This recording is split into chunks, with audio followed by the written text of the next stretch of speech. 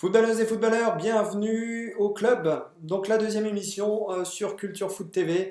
Avant de commencer ce nouvel épisode, eh bien, je voulais avant tout vous remercier pour la première émission puisque la chaîne a considérablement explosé ses records. On a fait plus 1000% de vues par rapport à la moyenne de vues qui était effectuée sur les vidéos précédentes. Donc c'est une très très grande satisfaction. D'après ce que j'ai pu entendre, c'est une très grande satisfaction aussi pour ceux qui ont regardé, notamment ceux qui étaient directement concernés, le Football Club Berquinois. Si vous voulez revoir ou voir pour la première fois ce premier épisode de Bienvenue au club, et bien vous le trouvez là en dessous en description. Vous allez voir, c'est un club qui est absolument intéressant, en tout cas très bien construit, très bien dirigé, avec une très belle convivialité, et surtout une belle continuité dans la politique sportive.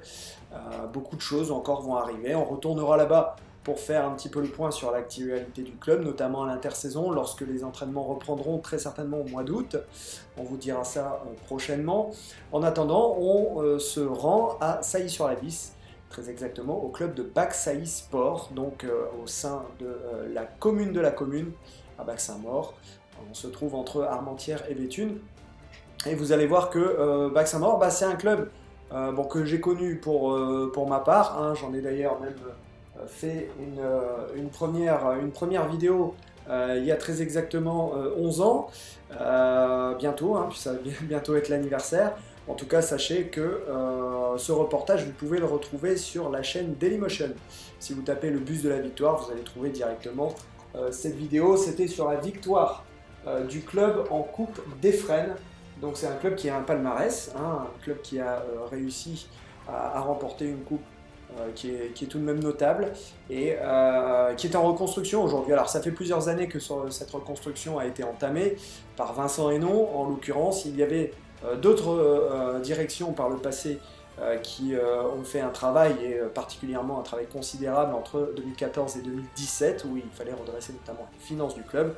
Tout est aplani depuis, c'est un club qui fonctionne très bien, qui a de très belles structures, et vous allez voir que cette reconstruction est bien avancée dans le temps, puisqu'on a pas mal de catégories, des plus jeunes jusqu'aux seniors. Une équipe vétéran devrait voir le jour au début de la saison prochaine. Voilà, je vous laisse découvrir Bac-Sailly Sport. On se rend donc à Bac-Saint-Maur, la commune des communes, Sailly-sur-la-Lys, pour découvrir ce club avec une organisation et surtout un avenir bien préparé.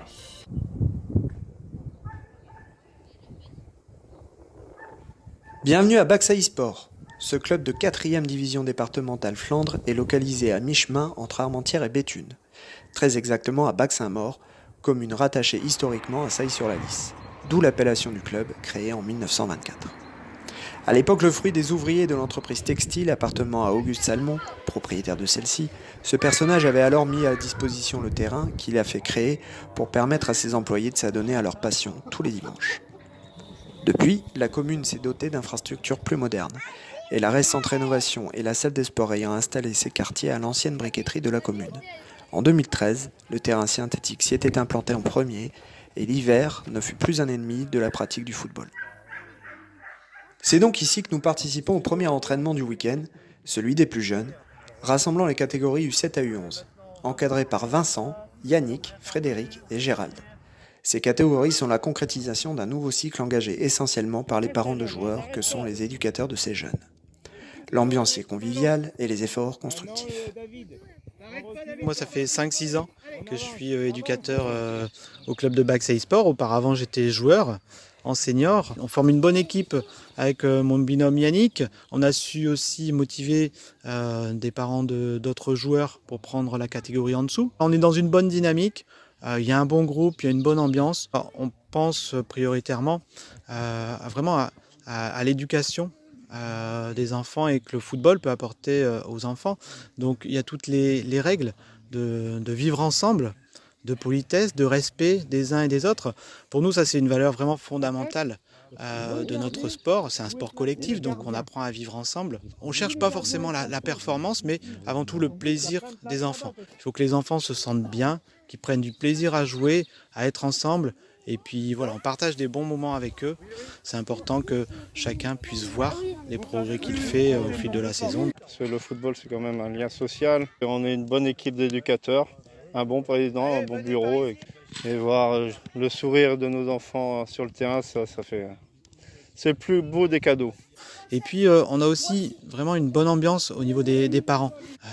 Ils viennent supporter leurs enfants et dans la victoire, dans la défaite, les parents sont toujours là, sont toujours contents, ont toujours le sourire. Et ça aussi, on voudrait les remercier parce que ça fait partie aussi de ce qu'on veut mettre en place, nous, au niveau du club. Un état d'esprit enfin réalisable, après de longues années de difficultés à y parvenir. Les éducateurs y mettent d'ailleurs du cœur à la tâche. Sur la bonne voie donc, Nicolas s'est engagé auprès des U13, acharné à combler certaines lacunes, et s'est accompagné de parents venus d'autres horizons, en l'occurrence Gérald et Frédéric, que Vincent et Yannick travaillent à l'instauration de cette convivialité.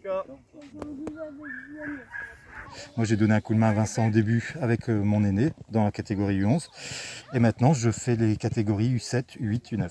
Leur faire comprendre que le football ça reste un jeu, c'est qu'eux ils prennent plaisir, que malgré que ce soit le sport médiatique, ça reste un sport tout simplement. Le respect et l'entraide entre eux, parce que forcément c'est pas un sport individuel, donc essayer de leur inculquer le fait qu'ils vont pas gagner un match tout seuls, qu'ils ne sont pas tout seuls sur le terrain et que c'est une équipe et qu'ils doivent tous se tirer vers le haut.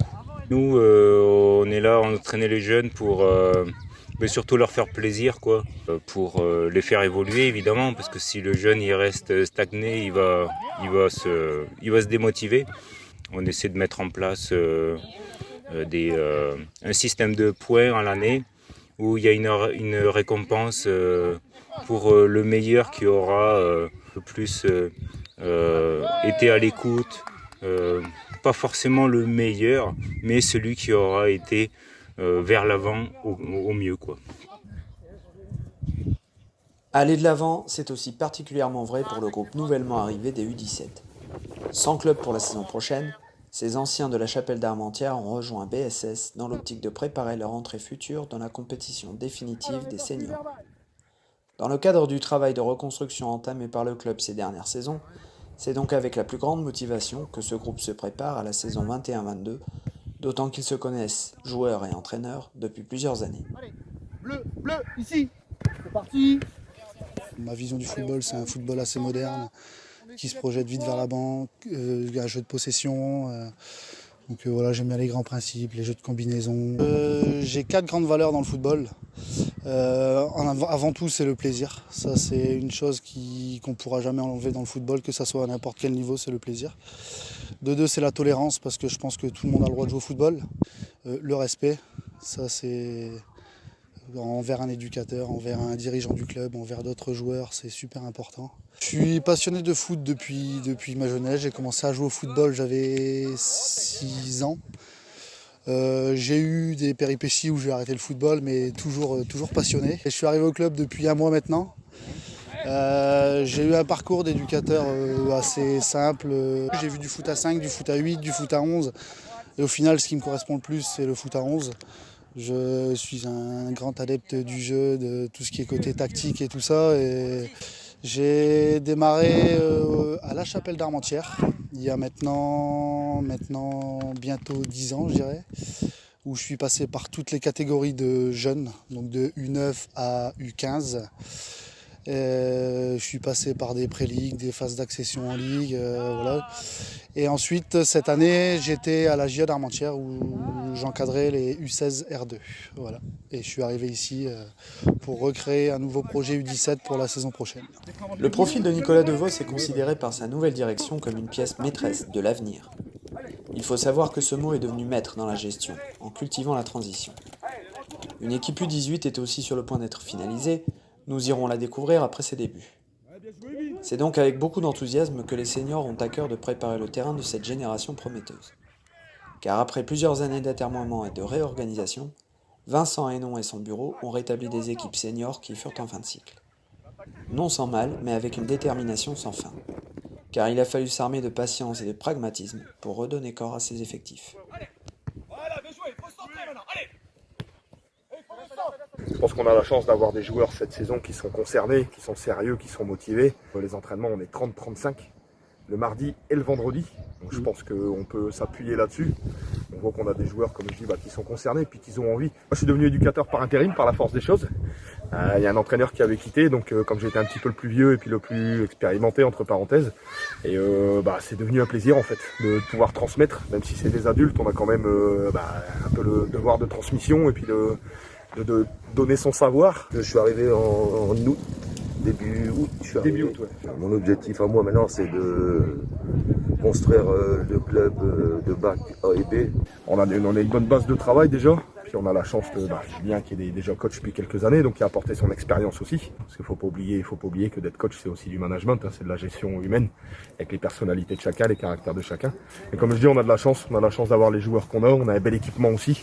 On voyait la salle derrière qui est neuve, on a un très beau terrain synthétique qui nous permet de jouer été comme hiver. Ça, c'est pas donné à tout le monde non plus. Donc on s'appuie là-dessus. Il faut préparer l'avenir en ayant un bon encadrement des équipes de jeunes si on veut leur donner envie de rester. Nous, en seniors, on a un devoir d'exemplarité aussi. Il faut qu'on leur donne envie de rester, il faut qu'on leur donne un cadre, qu'on leur donne envie de vouloir rester dans ce club et puis d'aller plus haut avec tout le monde, quoi. Il y a un bon groupe en U17, ils sont déjà 12 à avoir arrivé dans le club maintenant. Donc je pense que ça va être des joueurs qui vont venir en senior. Parce qu'il y a du niveau de football aussi en U17. Vraiment, l'entraîneur qui est arrivé, c'est un entraîneur qui a déjà de l'expérience. Il y a de l'expérience aussi, ouais. La Chapelle, la Gia d'Armentières, tout ça. C'est très bien pour la transition surtout à cet senior. âge-là, quoi. Ouais, surtout à cet âge-là, c'est important. La transition senior, des fois, elle peut être brutale pour des jeunes de 17-18 ans qui arrivent avec des adultes. Mais je pense que là, avec le coach qu'ils ont, ils sont préparés footballistiquement et puis même physiquement. Ils vont répondre présent, donc c'est bien, c'est la continuité. Moi je pense qu'avec du boulot, on peut aller chercher quelque chose. Je pense que dans les 2-3 ans à venir, on peut quand même envisager des montées. Des montées qui seront indispensables à la conservation des jeunes générations. Rejoignons maintenant le président qui raconte son arrivée au club, ses ambitions et les moyens dont il dispose. J'ai suivi mon garçon depuis plus jeune âge qui fait du foot. Et je suis rentré à Sailly il y a 6 ans à peu près, en tant que sponsor. Donc pour suivre en plus mon garçon. Et ensuite je suis devenu vice-président au bout de 2 ans de mon intégration dans le club. Et ensuite, 2 ans après, je suis devenu président. Un bon avenir pour le club, surtout avec Nicolas qui vient d'arriver, qui va faire un très très bon effet sur le club justement. L'ambition c'est de réussir, d'avoir des bonnes équipes et de monter le mieux possible par les années à venir, quoi. Là on va voir par rapport aux joueurs. J'espère que le club continuera bien, que l'avenir avec les petits, parce qu'on a beaucoup de jeunes, on a beaucoup de jeunes actuellement. Et j'espère qu'avec eux, le club va toujours se maintenir. Bon, donc moi c'est Vincent, le président du club, bien sûr. Après j'ai Fernand Desquiens qui est vice-président, qui était notre président avant. Il a préféré se mettre vice-président par rapport à son éloignement de la ville. Ensuite j'ai Anne-Marie, son épouse, qui est secrétaire, très bonne secrétaire qui s'occupe de tout, qui a une très bonne communication avec les élus de la commune, bien sûr, et aussi au sein du district. Et on a une très très très bonne trésorière que j'apprécie énormément, qui est Anne. Et ensuite, nous avons des coachs très très sérieux, aussi bien en petit, U17, on a un super coach maintenant, on est très fiers de lui. Et on est tous des bénévoles. Du président à l'entraîneur, on est tous bénévoles. De belles perspectives donc pour Baxa eSport, à condition que chacun saisisse la chance qui est la sienne. Le club est peut-être à l'aube d'une formidable aventure. Avis aux amateurs, vous serez les bienvenus au club si vous aussi souhaitez en faire partie.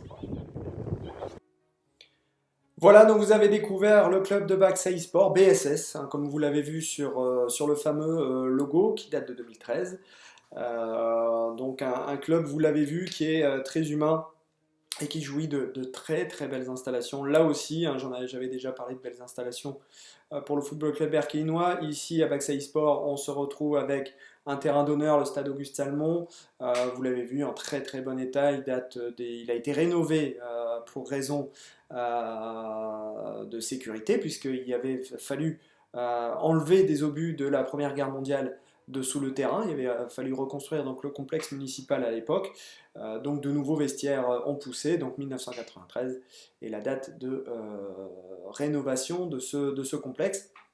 Et de l'autre côté, donc tout au bout de la rue de la Gare, qui vient d'être rénovée très récemment par la municipalité, eh bien on se retrouve au complexe de la briqueterie, où on retrouve donc les terrains de football. Donc il y a un terrain qui est assez basique, avec de l'herbe et 2 buts. On retrouve surtout à côté le terrain synthétique, là par contre qui est qui est encore récent, qui date lui aussi de 2013. Donc c'est un complexe, vous l'avez vu, qui est encore en excellent état, qui est très bien entretenu par le club, et c'est là que se passe l'essentiel de la vie du club sportif, en tout cas puisque tous les entraînements se trouvent sur ce terrain. Alors de temps en temps chez les seniors, il peut y avoir l'entraînement sur le terrain vert, afin de prendre les repères du week-end, la rencontre du week-end qui vient, mais essentiellement vous trouverez ça donc sur le terrain synthétique qui est de 3e génération. Voilà, donc c'est vraiment un complexe qui a été vraiment complètement rénové. Ça avait commencé par ce terrain synthétique. La salle de la briqueterie, vous l'avez vu, elle est vraiment flambant neuve. Elle a été rénovée dès début 2019, si je ne dis pas de bêtises.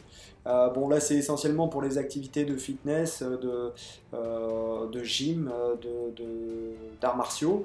Voilà, je crois qu'il y a d'autres sports aussi qui sont proposés. Et puis, il y a aussi un city stade qui est proposé derrière. On l'aperçoit un petit peu dans la vidéo au fond, derrière la salle, mais vraiment un complexe au grand complet. Vous trouverez donc là-bas à Bac-Saint-Maur, à l'ancienne briqueterie, un endroit très calme où bien, le sport se déroule dans les meilleures conditions.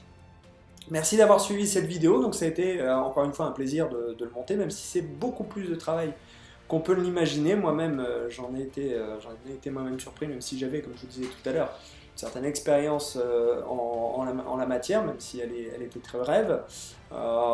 C'est toujours un plaisir de réaliser ce genre de vidéo. Donc en tout cas, n'hésitez pas à venir nous contacter si vous voulez un reportage au sein de votre club, si vous avez des nouveautés à présenter, si vous êtes en reconstruction, si vous avez de nouvelles ambitions, si vous avez réussi de belles ambitions, si vous avez atteint un niveau que vous n'avez jamais atteint, comme Bac Sport à l'époque, justement, je vous parlais de la Coupe des Friends, c'était inédit à l'époque, c'est d'ailleurs marqué sur la boîte. En tout cas, sachez que le prochain reportage, il est en préparation. On a fait déjà les premières prises de vue, c'est à l'Union Sportive Étheroise, donc à Éther, où on retrouvera là aussi des installations qui sont somme toute correctes. On y retrouve un terrain synthétique de 4e génération, c'est le meilleur du secteur. On va aussi avoir en début d'année 2022 un complexe, une nouvelle salle en fait, qui va s'installer à côté de l'existante, avec de nouvelles prestations. C'est une salle qui va ressembler un petit peu à celle qu'on voit dans le reportage du Football Club Berquinois, donc qui va se retrouver donc, à côté du lycée, du collège. Bref, je ne vais pas vous en dire de trop. On parlera de tout ça lors de la vidéo consacrée à ce club. En attendant, je vous remercie de participer à la formidable aventure de Culture Foot. Je vous le rappelle, Culture Foot, c'est un projet de complexe de foot en salle qui doit s'ouvrir sur le secteur de la Flandre, on va dire, entre Merville, Bailleul, Hasbrook, sur ce triangle-là. On est à la recherche d'actionnaires populaires, donc si vous souhaitez participer à ce projet, apporter vos idées, apporter votre expérience, vous êtes évidemment le bienvenu. En attendant, si vous voulez aider ce projet à voir le jour, vous pouvez d'ores et déjà partager notamment cette chaîne, faire appel à nos services, comme je vous disais tout à l'heure, et puis faire la promotion du site internet qui déploie vraiment tous les détails de l'opération Culture Foot pour l'ouverture du complexe. On espère que ça sera le plus vite possible. En tout cas, pour ce qui est de notre ambition, on se fixe l'objectif au plus tard du début d'année 2022, en espérant que le contexte très spécial que nous vivons le permette. Quoi qu'il en soit, on ira au bout des choses et on est à l'accueil de personnes volontaires, enthousiastes et ambitieuses. Merci, à bientôt. La nouvelle émission, donc Bienvenue au Club, continue ses aventures et on se retrouve donc le plus vite possible, je l'espère. Je pense avant le début des vacances d'été, on publiera la nouvelle émission, le nouvel épisode. Merci, un très bon championnat d'Europe puisqu'il commence très bientôt. On espère que l'équipe de France va se sortir du groupe de la mort le plus aisément possible. Et en tout cas, on est derrière nos joueurs pour le mois qui arrive. Salut à tous footballeuses et footballeurs et à très bientôt.